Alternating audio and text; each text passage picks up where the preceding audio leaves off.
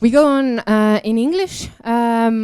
This round of sharing experiences from project partners from Greece, from Spain, from Estonia. There was also a partner from Cyprus, but unfortunately they couldn't make it to here in Tallinn. But I'm inviting Nicolas, Monika and Hanna on the, let's call it stage. So I have a couple of questions that are a bit more, not even general, but related to the topic of domestic violence. And then I have some questions on the outcomes or about the project, right? So first, I would turn to our foreign guests and ask about the inclusion of health workers. We have been talking for a day about how to, what to know about, what should the health workers know about domestic violence, how could we include them better in the network work, how to empower people to notice and to report, and all these kind of questions. And now my question is, what do you do in Greece and Spain? How do you meaningfully include health workers in the work with victims or survivors of domestic violence? Monica, maybe you can be the first one. Okay. Well, yes? Yeah, it's working. Yeah, hello. In the case of Spain, for the law, say that they have Closer. Hello. Yeah. Now better. Yeah. In the case of Spain, the law says that they must collaborate with the victims because it's inside of the law, and they have just to work in a multicultural, multi-team, working with police, with the laws, and because they are like the first one that can detect this kind of victims. The protocol is there. They must follow this, but sometimes it's difficult to use it in a correct way because they have difficulties to manage how to procedure with the victims because they need that the victims say, yes, I want your help, but sometimes the victims needs time to do this. But in the protocol say they must, it's like compulsory, they must help and they must offer this help to the victims. So they must offer the help, but they must participate in this network work. Yes, correct. So basically, I can't say that. Sorry, guys, I don't have time next Thursday to come. Well, this is what is on the law, okay. But then the reality is different one because just last week we have a meeting with different health workers and also physiotherapists, and they say yes. The main problem is that when you receive the victims, you have the protocol. You have the law, but the main difficulty is to apply it in a correct way. Because you need the help of the other professionals, that they are also there, but you need time to apply the protocol. Then it's difficult to manage. They know, but to apply it is very difficult for them. Okay, but at least the protocol is there. Yes, it's there. It's the first step. And they have to do it, yes. Okay, Nicolas, what about Greece? It's more or less the same. We had during this year, significant changes on the legislation, and now all frontline professionals, including healthcare professionals, have to report. However, there are lots of details that we need to discuss about. For example, the consent of the victim. What happens if the woman does not want to report? Is there an obligation by the doctor or the nurse? Or, for example, you go to the public hospital and you see a gynecologist, and you don't discuss about the rape, but the gynecologist sees the rape. And then the woman is not willing to report the rape. So what happens there? The thing is that it's not a straightforward response, like nothing. It's not a straightforward response, or that you have to do it. like it's a must. So another example, you go your kid to the emergency with another disease, for example, and what happens if the doctor, the pediatrician, sees a sexual violence there? And then there is a code of conduct, let's say, of examination. Is he or she going to examine the kid about the sexual abuse, for example? And what happens if we have a shared custody and we have only one parent there, and the other parent does not consent about the investigation or the examination, and does not provide the consent for any report of the pediatrician towards the sexual violence, because the kid has a fever. That's it. Why do you examine another thing? There are some. Now we go to details, for example, and this is an issue that we need to discuss, and the discussion goes broader about the role of the healthcare units, care services. What the ideal scenario would be that the healthcare units should be a place for reporting cases of violence instead of police. But we feel that this will take long, because we need much of institutional changes. So in principle we would say yes, but in practice there are lots of details that we need to take care of and need to discuss openly with professionals like lawyers, doctors. What happens, for example, you have a radiologist, and he goes for MRI, and he or she sees some broken bones. What happens there? Does he have the obligation? Is an issue of obligation, and the patient does not go. He or she has a broken leg, and he or she would see some broken ribs there, and according to her experience, we would know that it's violence. It's not like an accident. Mm-hmm. So what happens? Okay, a lot of questions. Also, like if you have the protocol in place, in reality, reality is very complex, right? From here, sorry, Hanna, I'm not going to ask about foreign experiences from you, as you are from here. What you said, Nicholas, about the place of reporting moving from police to healthcare, which is like an institutional change, but also a cultural change. Yeah. Like, how do we perceive the place where we report? Like, well, you report to the police, right? Mm-hmm. But then, related to the culture, I wanted to ask about the cultural differences or the role of culture in the work with domestic violence and its victims.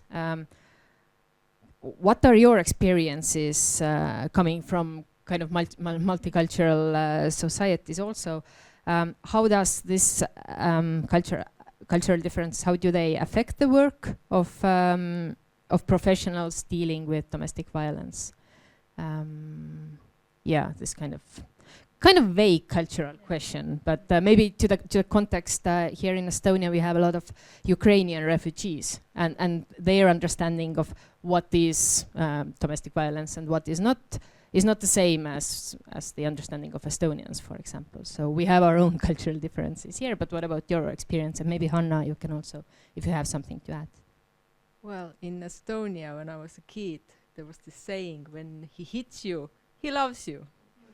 So you can see that in different cultures, there's a totally different understanding what is the violence actually, or what goes under the violence, because there's so many different ideas, and for some cultures it is like, well, he hits me, he loves me, he cares about me, he wants me to be better. But in some others it isn't. Okay. Thanks. Okay, you go. Okay. You want? I would approach the term culture in two levels. One is professionals, like the professional culture. What is the culture of a doctor, of a lawyer, and the social service? And the other level is like as we discussed about migrant communities. If we start from the migrant communities, yes, we need a culture sensitivity at every level, literally every level. Not only the first line professional, but all the people engaged to the support of its person that asks for help at the healthcare unit. But then again, we need to discuss and have the same a common understanding between the doctors, the nurses, the social services, and the management of the healthcare unit, because we saw that the management somehow needs to be extremely sensitive about violence. It's not like an order. It's not like a paper or a document. Oh, you need to be sensitive. But then you need to follow specific like actions within this sensitivity. What does sensitivity means in action, in day-to-day life? So we would think of two levels of culture sensitivity, let's say. Monica. Yes, well, in the case of Spain, Put it closer, yes. because otherwise in the case of Spain, we have really different cultural issues, because we receive a lot of, not only from Europe, but we receive from Morocco, a lot of them are from them, and also from South America. Then we can see that it's totally different what they think or what they believe about the violence, gender violence, because for them it's like, it's like, I don't want to say normal, okay, but it's like, as Hannah said, if I just, I love you, then I can just do what I want to do. Then we have sometimes these issues when they arrive to the hospitals to know these cultural different ones. For that in Spain, just some years ago, we just created like we say like cultural mediator on the hospitals. okay, cultural mediators. Yes, like yes. Then they just try to help with this different thoughts about the cultural issues, and to help victims to working and speaking with them about how to manage this reality. Because really, sometimes more with Morocco, that sometimes they came from rural areas. It's even more important, this difference about gender violence. Then this new role on the hospitals and even all the services helps them first to speak, then to understand, then to try to manage this situation. Mm-hmm. Okay, I think sometimes in the situations where also if there are no cultural differences as between like who's coming from where, but the victim doesn't understand that she or they is a victim, like some kind of cultural mediation needs to be there as well. Like, how do we translate the fact or this like violence language that we speak into the terms that they understand, or somehow like this translation part that still comes in. Okay. From here, moving to about the project. What has it given to your? What has this international cooperation given to your organization? And what have been the biggest surprises or learning points that you would like to share with others? Yeah. Monica, let's start with you. Yes. I think that the biggest one has been just to change practice and experience about how to manage this gender violence in the physiotherapists. And even we just made last week the final event in Spain, in Barcelona. And for us has been a surprise that the 7% of the participants haven't received any training about violence. Then for us has been very shocked that really our OPEP project is really needed, unless in Spain. Because there is not on the curriculum, there is not a specific training for physiotherapists about how to do it. Yes, they have the protocol, as I explained before. They know well how to do it, but they need how to do it in a correct way. Then last week they say, we need really this project. Then OPEP show us that is really needed on the reality. Then also knowing this experience of their partners for us has been really interesting for us to improve our knowledge. But the most important is that OPEP is really needed, unless in Spain, yes. Okay, so that the point that we don't have enough training here, we are not alone in Europe with this. Okay. Nicholas? The big surprise is that the needs of physiotherapists in Estonia, in Greece, in Spain are similar, and it's very surprising, because we were at the beginning. I will be honest. At the beginning, we didn't think that there is any need for that. So ignorant. But as the project was developing, we saw how wrong we were, and we saw common needs, really, in Greece, in Spain, and Estonia. My consideration was that we should have had a common workshop of physiotherapists of 3 countries, so to exchange like experiences and exchange like good ideas about this topic, because the needs are there, and surprise, they are similar. And I assume that in many European countries, because at this project there were 3 countries like Greece, Spain, Estonia, four. Cyprus. Yes. They're not here, but they're still existing. Yeah. However, the needs are common, and if we have had 9 countries, the needs would be there.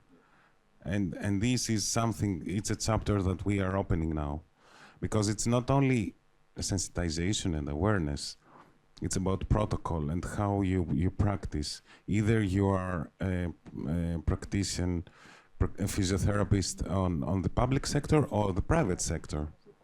Yes. So that's a big surprise. The common needs. I would emphasize on common needs. Okay, awesome. Hanna, what's the surprise for you? And yeah. Well, we kind of realized that it's a problem before the project was submitted. That's why we submitted the project. But I guess the biggest surprise is actually how many people need training and how many people actually want to be trained. For example, we have the online course. And in online courses, usually there's like the people who will finish the course is less than 50%.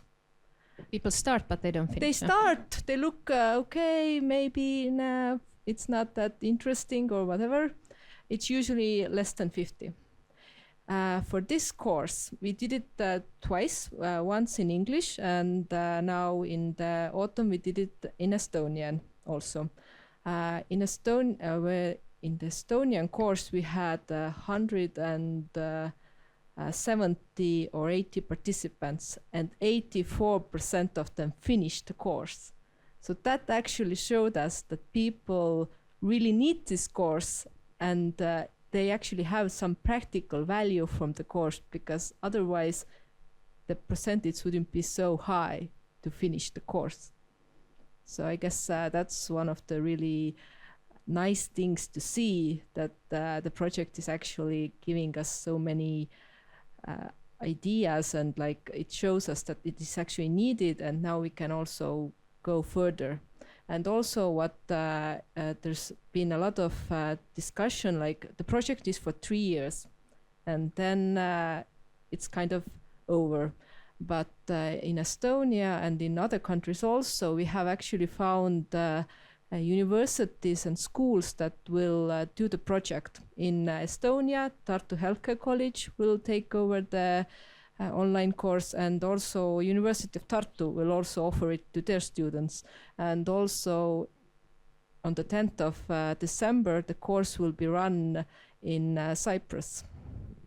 And also in Spain and in Greece also, universities have taken the course and they will run it after the project. That shows that it's needed. It's very needed. I always love when European projects get to a place where it's actually the stuff that is produced is actually used. So I think it's a big win. Maybe about the practical, like, okay, you developed the course, the online course. It has been received rather or very well. I just wanted to ask, did you include the specialists, the physiotherapists themselves into some part of designing of the course? Yes, we actually have one more partner, Tartu Healthcare College. Okay. Their physiotherapist actually helped us a lot. Okay, I think this could also be that in one part the course is very needed, but in the other part it's also like let's say well made, that people actually like want to do it from beginning to the end. I'm sure right? it's also very well made because online courses are not always well made, but I think this one is, because we have a lot of also like videos. You don't have to like read for hours, you can just watch a video. We have like very good like this kind of interactive story going there, like what do you do when the patient says what, and it's very interesting to actually read. Okay, thank you. We are running out of time on this. Do you guys maybe have like some not last words, but you know, it sounds very maybe you want to add something. If not, then probably you're not running off like in a second. So if anybody has any questions or thoughts or wants to follow up with partners from foreign countries, then feel free to do that. But thank you for being here and answering these brief questions. I think we could discuss a lot of more, but the schedule as it is. So a big round of applause